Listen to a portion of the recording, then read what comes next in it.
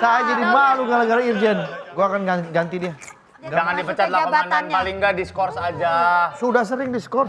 Liburin aja, liburin. Oke, benar. Malah senang dia. Iya, happy dia.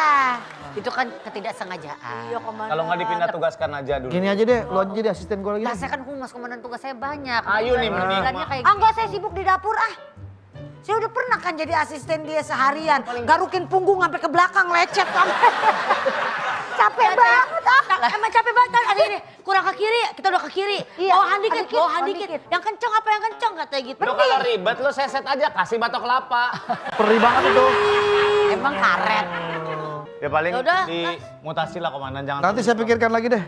Kalau begini caranya sih lama-lama saya capek juga sama Sun. Cabut lu Kiki, cabut lu. Ya udah saya cabut sekarang. Maksudnya tenangin dulu komandannya biar tenang. Tenang dia mah cabut. Ayo cepetan dia. Makasih komandan atas jasanya. Komandan.